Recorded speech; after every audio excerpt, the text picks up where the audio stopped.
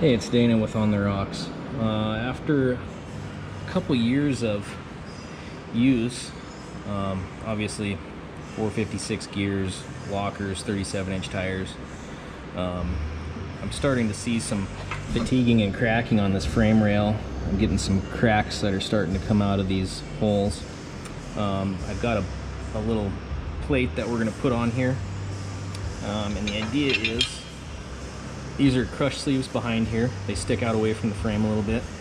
So the idea is I want to fill this void with weld. So we're going to weld the frame, the crush sleeve, and the plate all together. We're just going to fill this up and then weld the perimeter.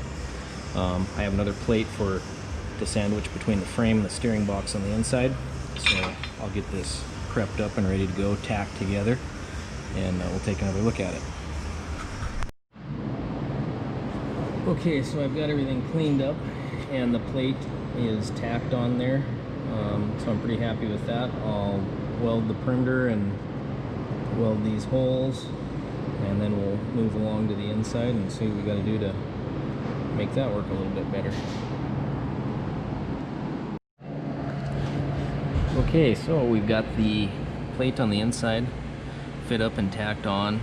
All the paint's all cleaned off.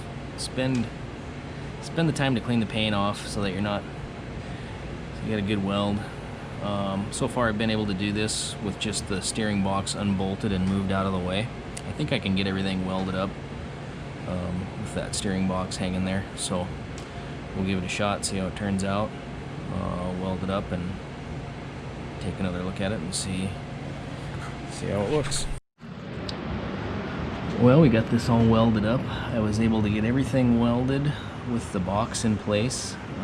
Just kind of pick and choose which sequence you kind of go about it, but I can manage it. When I welded these in, I did do this in 2 passes. I went through and I welded the frame to the plate first, and then I came back and welded the crush sleeve in. You want to make sure these stay nice and flat, so that box has got something flat to set up against. It would be a good idea to spend some time and flat file it, or if you can get in there with a little angle grinder.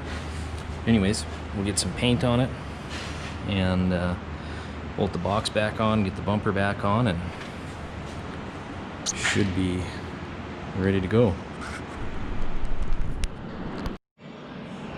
We've got this all bolted back together and painted up.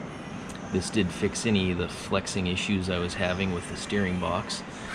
In hindsight, I would recommend this before you have issues with the frame cracking, so you're not repairing a fatigued frame rail.